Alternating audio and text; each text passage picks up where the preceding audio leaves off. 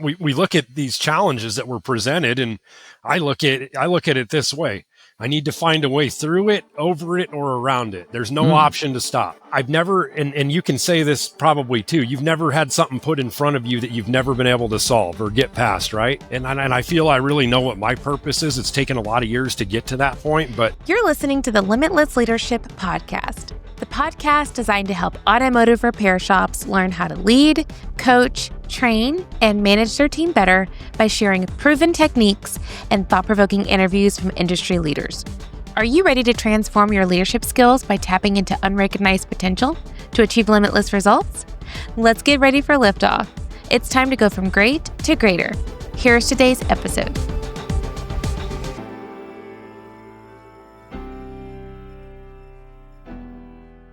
All right, folks, as you know, great leadership isn't about doing everything the best. It's actually about having the right partners in your corner to build your shop's success. It's about putting the right team in place. It's about choosing the right vendors to make you a pro, making pro moves. And when I think about the pros, I think about shop marketing pros. The know, like, and trust factor, that's a real thing. And Shop Marketing Pros understands that. That's why I want to recommend Shop Marketing Pros to become your marketing partner in your shop. They get to know, like, and trust you and your business to then help your audience get to know, like, and trust you too, and bring your shop to the next level. So when I talk about making pro moves, this is the kind of move I'm talking about. This is the kind of standard-setting partnership that's going to elevate your shop. So if you're ready to become a pro in your shop, visit shopmarketingpros.com and partner with the best.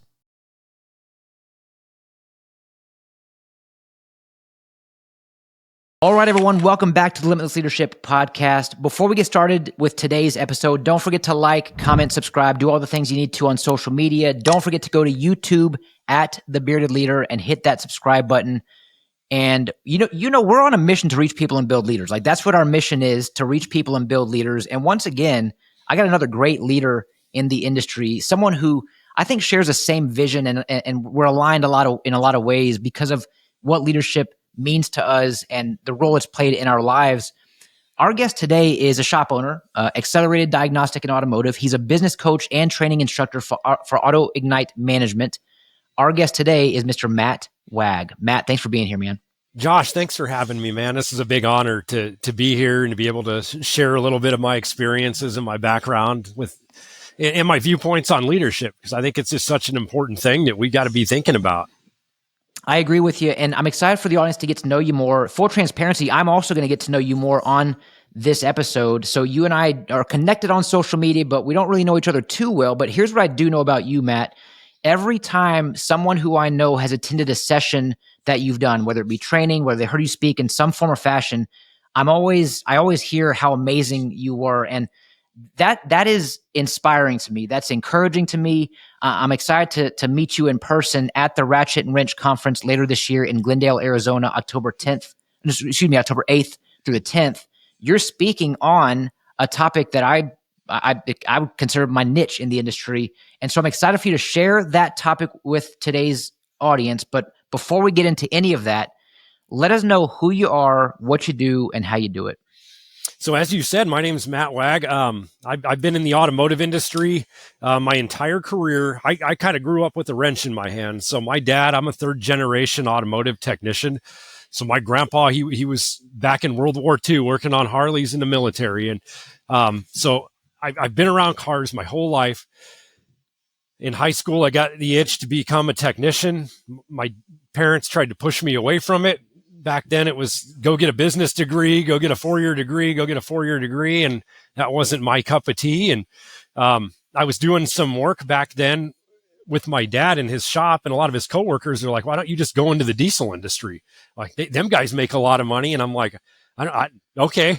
So I went to school and then I got, and not knowing a whole lot about diesels, but that's where I started my career at. I went and got an associate's degree in diesel technology, and I went to work and this, my story and my path is really unique. And I think it's guided me to the levels of success I've had because of the experiences that I've been given. So I went to work for a very unique dealership. We were a GMC Freightliner dealer, all in the same building. And we worked on gas engines, diesel engines, propane engines, compressed natural gas, I mean, wood chippers, you name, whatever they drug in the door, we'd work on there. And it was a opportunity that I didn't quite see when I started there. It was like kind of like not real apt to going to work there. I wanted to go work on big diesel stuff, but somebody saw something in me back then, and he saw an ability, this recruiter they had in this company. And he's still a great friend of mine to this day. And I thank him for pursuing me, because that's what set my path on the trajectory it went on. I got in there, and being eager to learn is something that's a value of mine, just having a hunger and a desire to grow and develop. And when I got in there, I was observant. And being observant, I think, is a key trait of a good leader as I look back on it. But I was very observant of the surroundings, and I noticed that they had a lot of turnover in this dealership, and it was because of all the different types of stuff we worked on. The gas engine guys didn't want to work on diesels. The diesel engine guys didn't want to work on gas stuff. It was a hard shop to work in.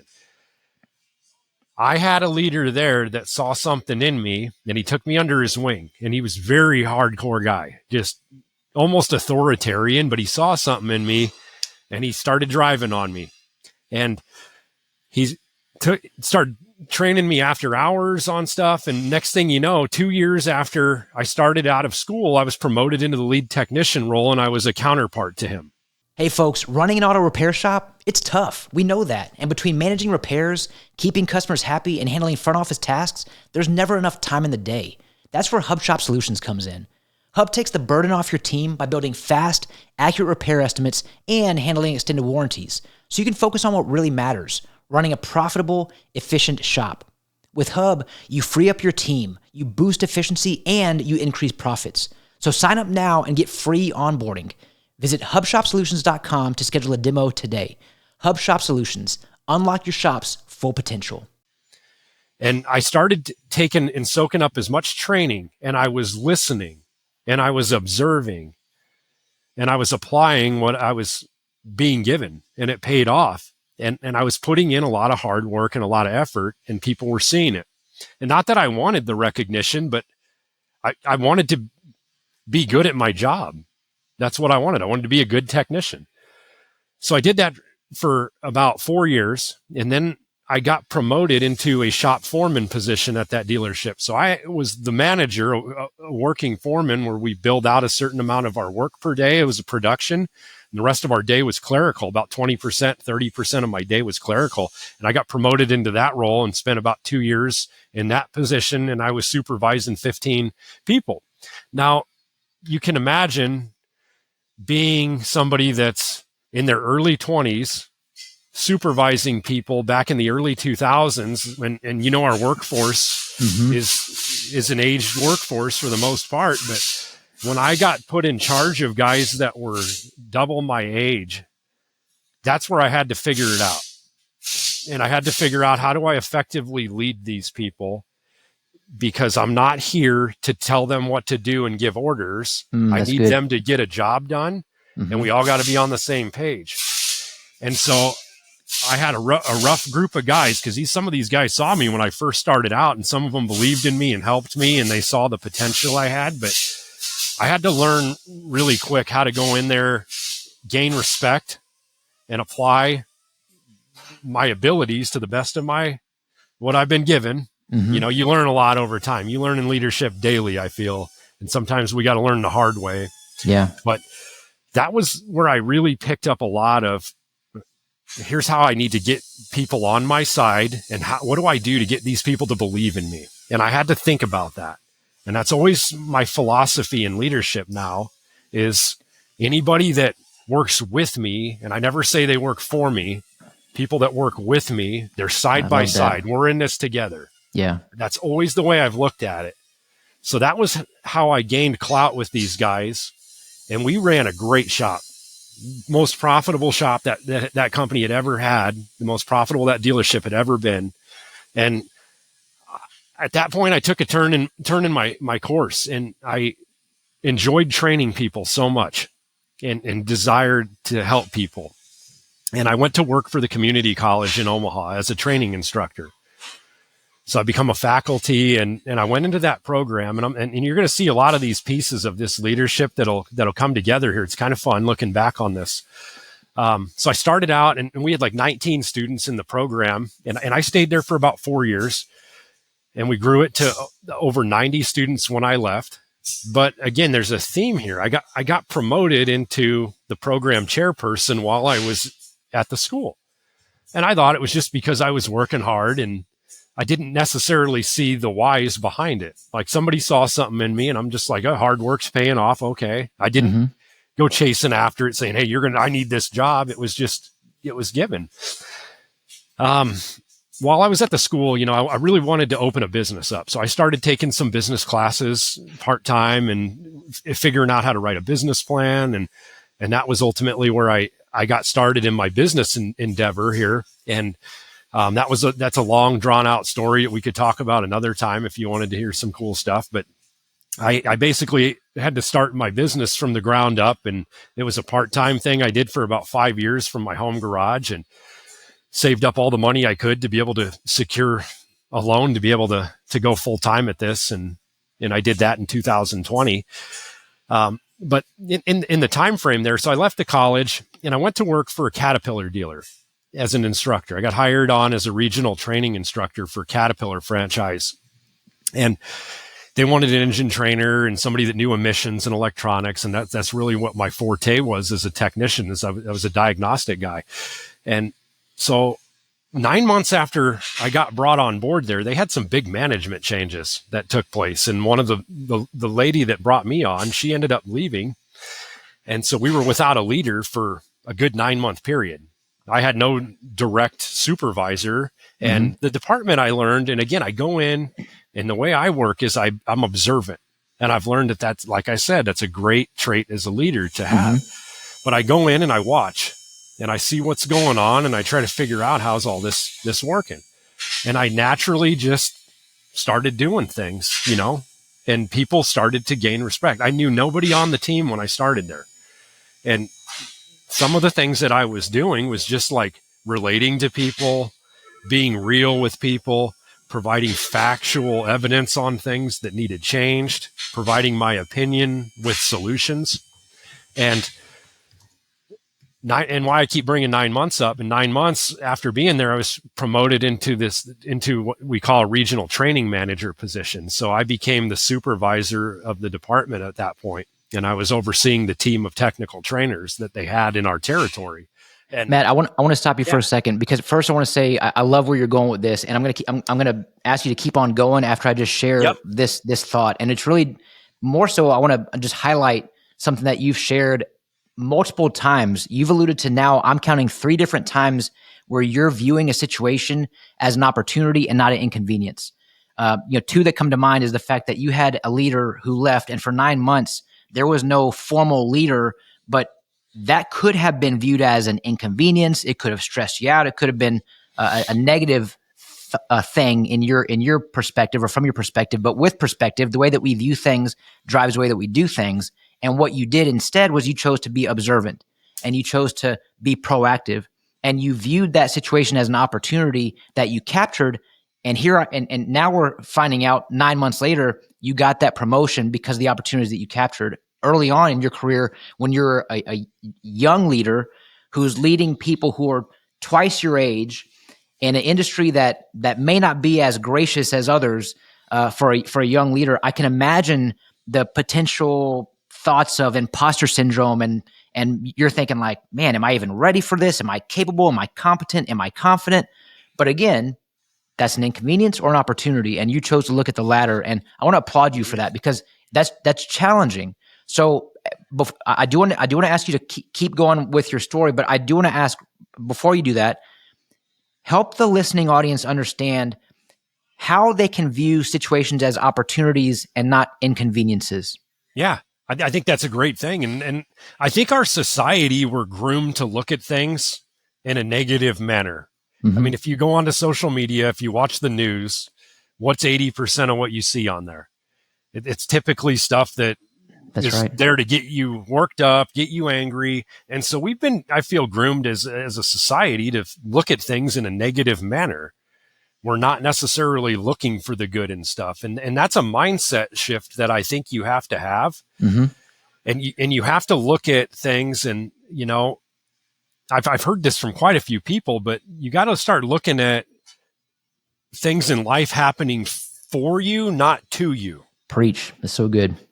And you gotta, there is a hidden message in anything that you experience. I choose to look at it that way. I think I've looked at that for a long time that way. But if you choose to focus on bad and focus on the negative, you're going to bring about more bad. Yeah. Your mind's just naturally going to bring about that stuff. And I think that you're actually answering a question that hasn't been asked yet, which is, you mentioned that being observant is a key trait for a leader.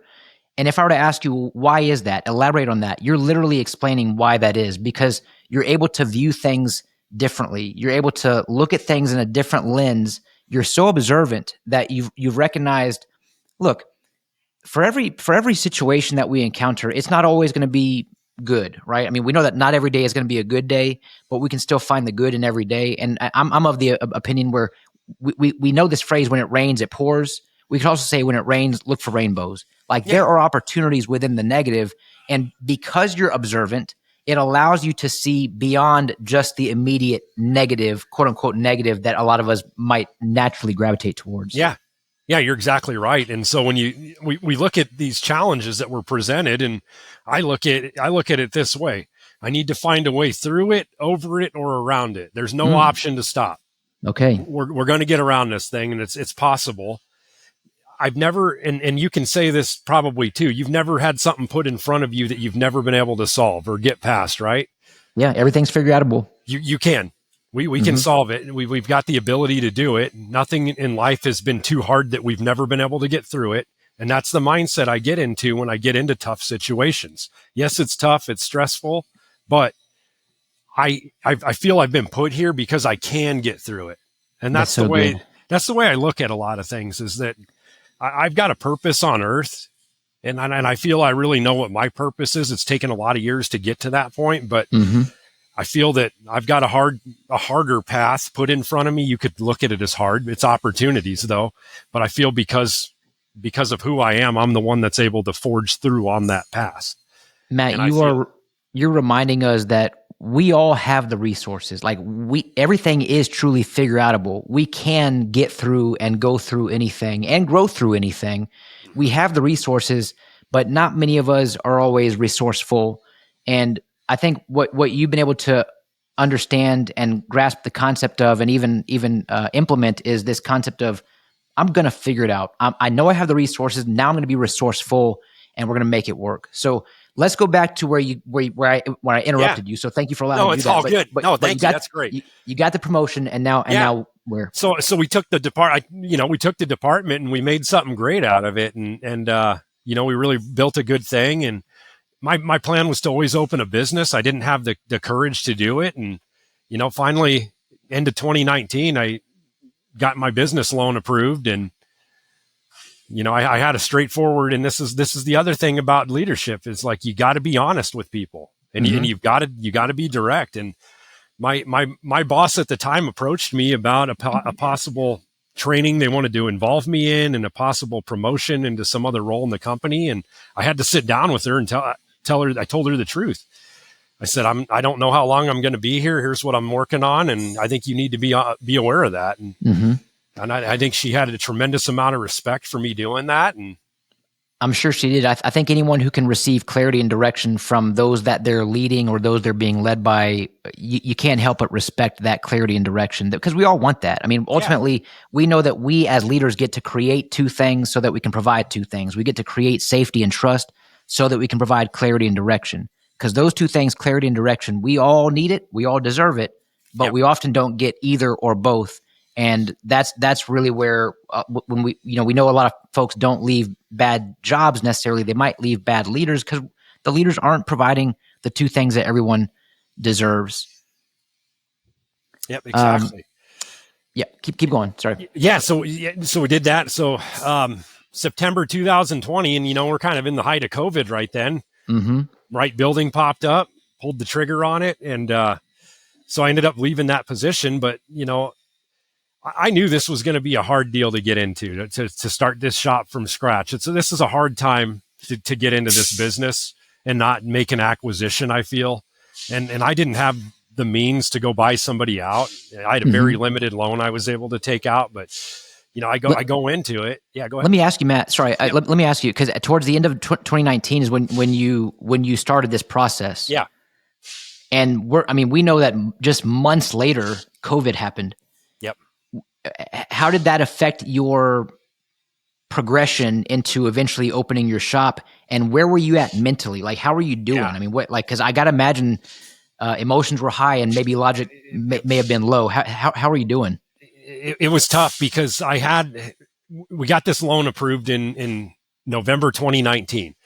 I found a building into January 2020, and we were in due diligence and negotiations on our lease. And I was out of town in early March 2020, and that's when they started to shut things down. Yeah. And we were waiting on one of the property owners to come back into town and say yay or nay on me occupying the building.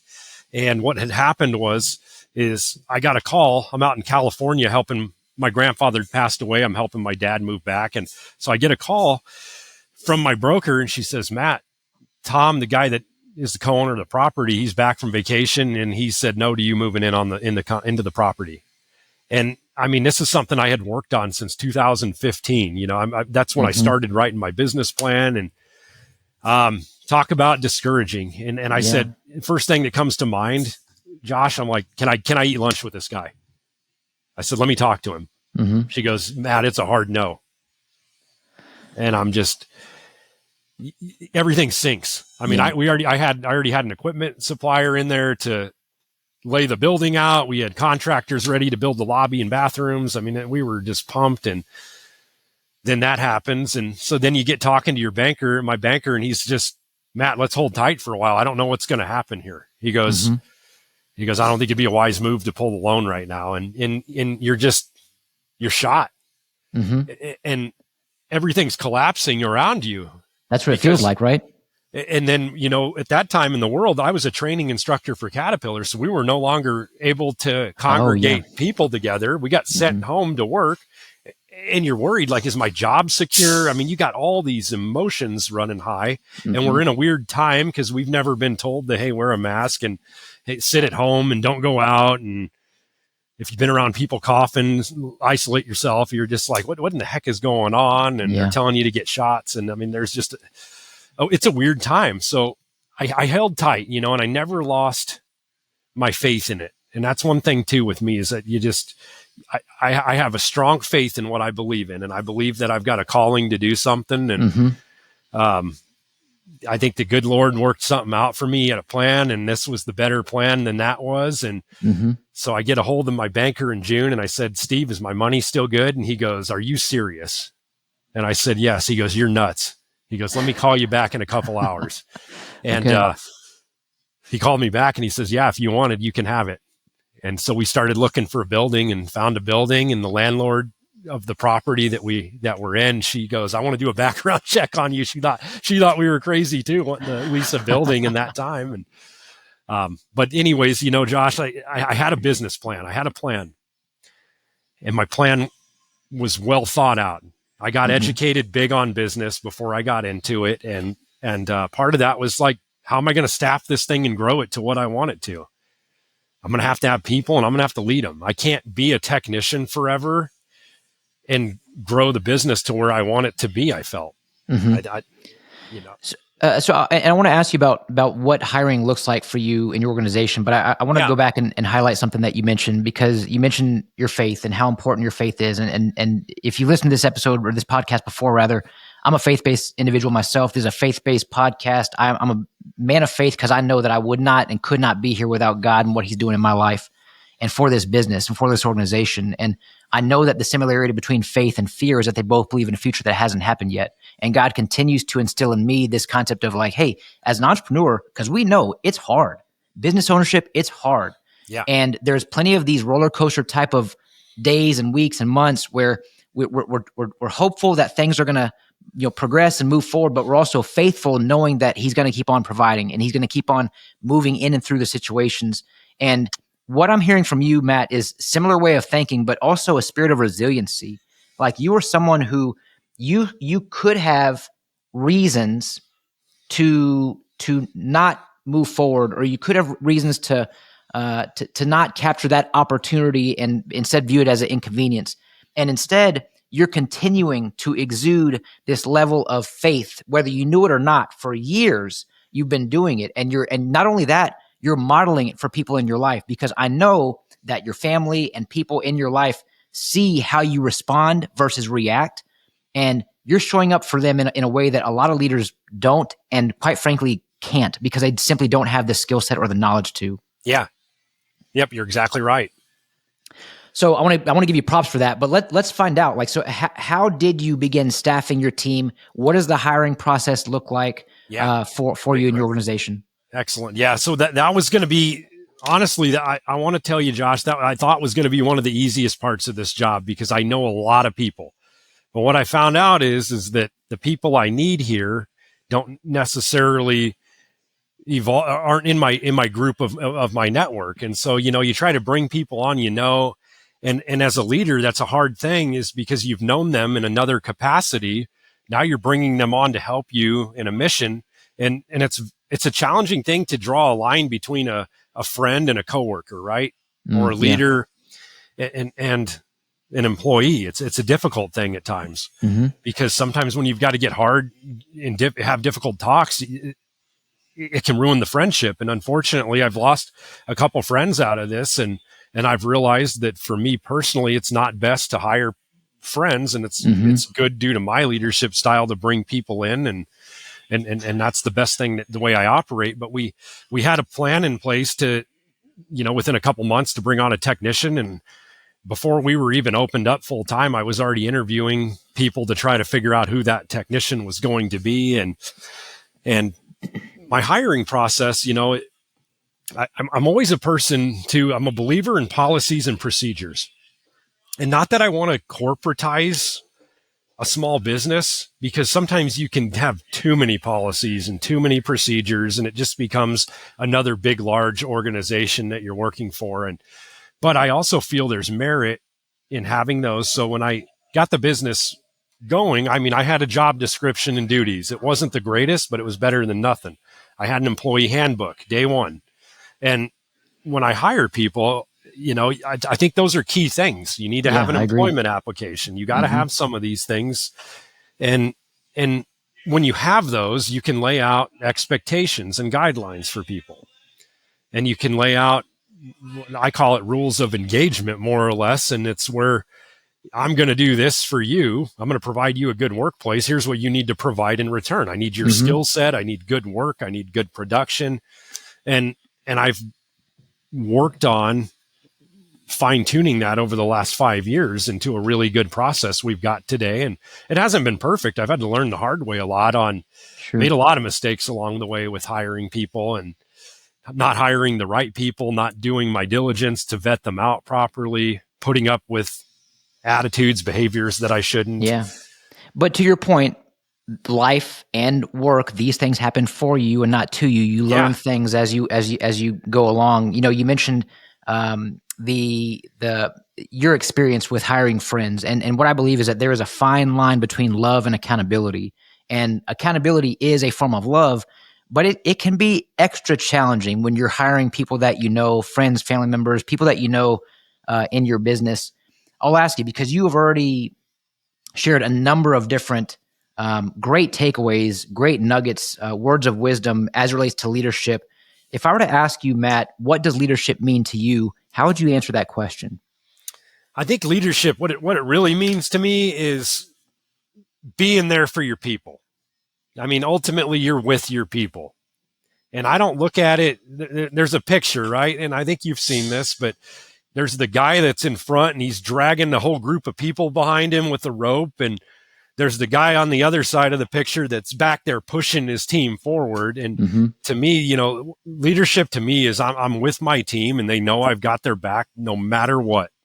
And they know that they can come to me, and it might be a tough talk, but they know I'm going to have their best interest. Yeah. It's building that trust and that level of respect with them that has gotten me to where I am. And looking back on my leadership journey, that's been the number one thing that's led to the success of what I've had and the roles I've had, is understanding that I'm in the trenches with you guys. I've got your back. I'm never going to do something that, or tell you to do something that I wouldn't do myself. It's just the leading by example, right? Matt, if I were to ask you, how do you build trust? Because you talked about how important that is just now in that answer. You shared how important trust is and the role it's played in the success that you've had. How do you build trust with your team? This is good. This is something that I'm going to talk about in my session that I do at Ratchet Wrench when we're out there in October. Which will be titled what? Help me out. What's the title? It's called Effective Leadership Through Communication. Excellent. That great topic. So let's hear about it. And I'm a believer in communication is where a business, it lives or dies on. I mean, if you got bad communication, every fundamental problem typically in business, besides negligence in work, can be tied back to a communication breakdown, I feel. Yeah, I agree. And so the thing for me, when I think about this, is when somebody comes on board, how I build trust with them. I listen to them. I get to know them. I observe them.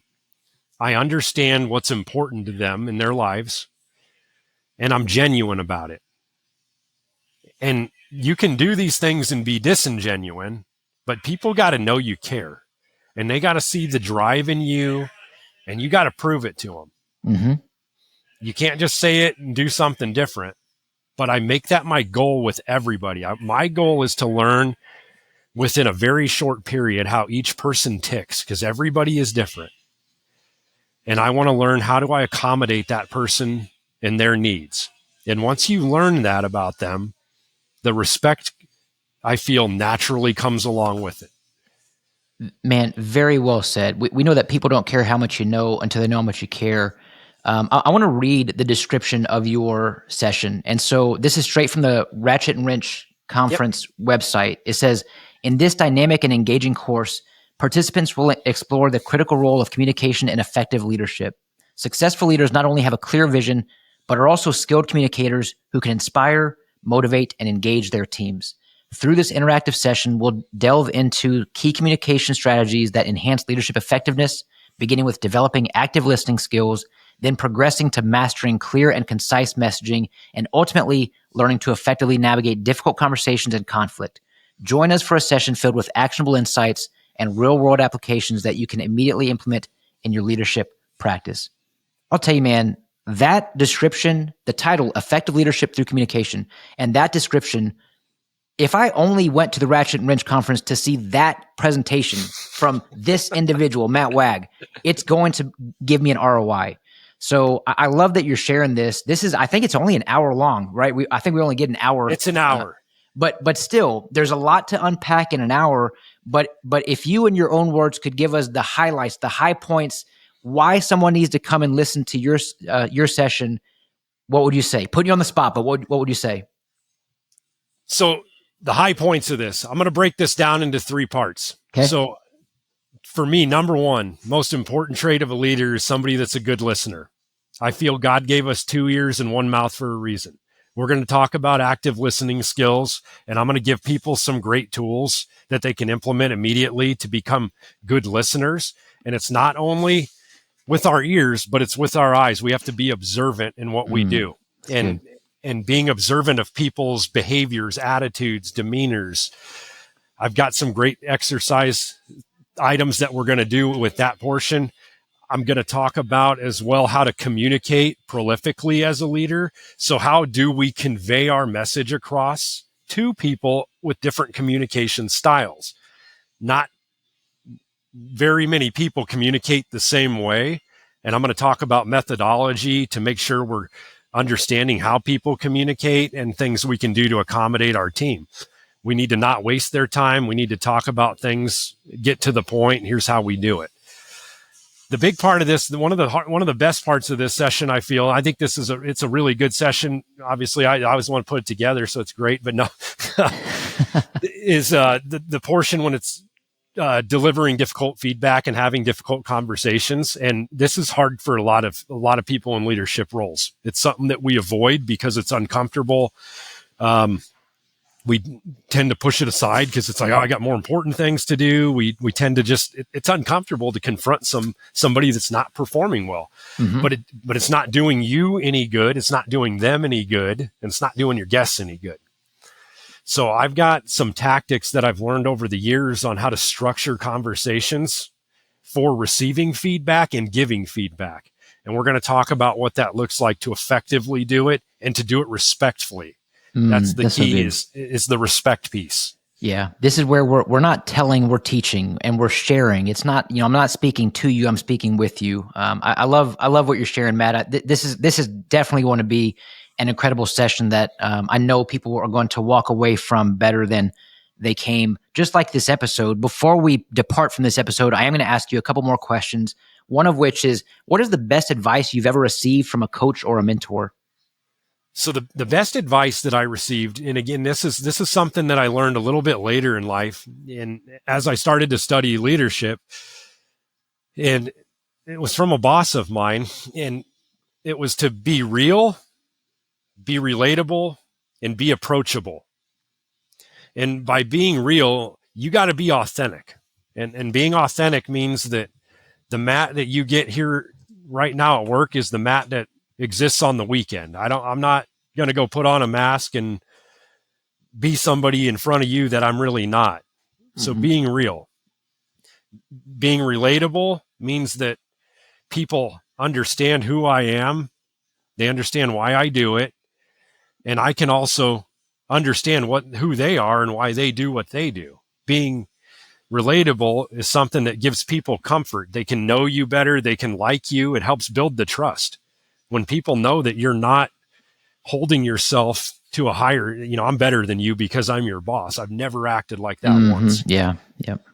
But being relatable is that, yeah, Matt's got that title, but he's one of us. That's what I want everybody to walk into the business. Even my sessions I present, like I'm one of everybody that's sitting in that audience. Yeah. You're going to see me sitting in just as many sessions as everybody else at Ratchet Wrench. And be approachable. Oh, go ahead.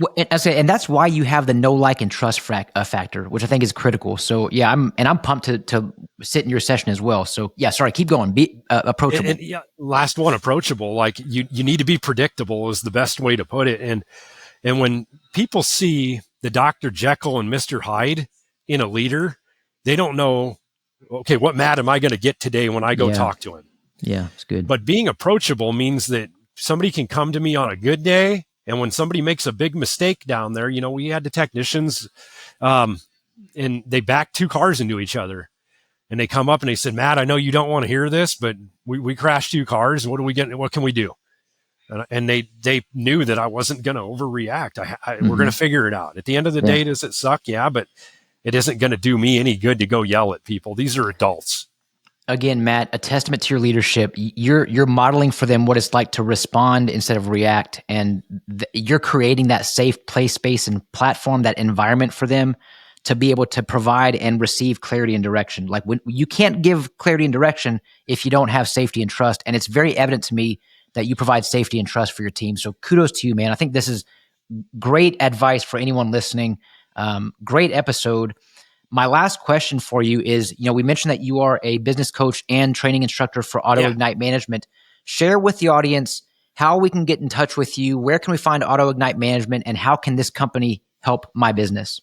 You bet. So thank you for this opportunity as well. So one thing that I'm passionate about is helping people and helping people get better and helping grow. That's why I took on a little bit of coaching part-time, and I coach shop owners on a one-to-one basis.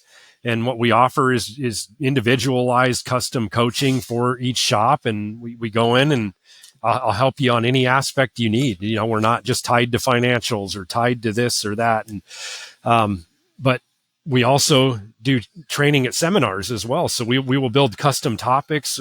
We have organizations that bring us in to do training and development for their teams. And if there's any topic that you're looking to have us do or something you want to talk about, I'm here. And my email address is matt@autoignitemanagement.com.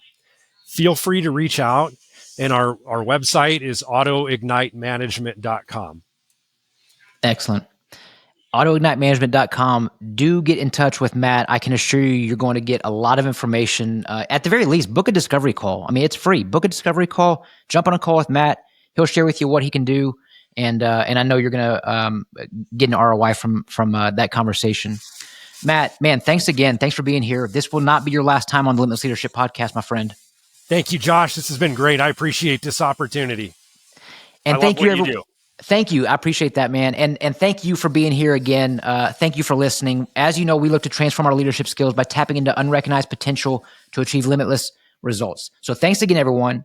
Don't forget to smile today. Tell your loved ones how much they mean to you. I'm Josh Parnell, reminding you to keep leading well.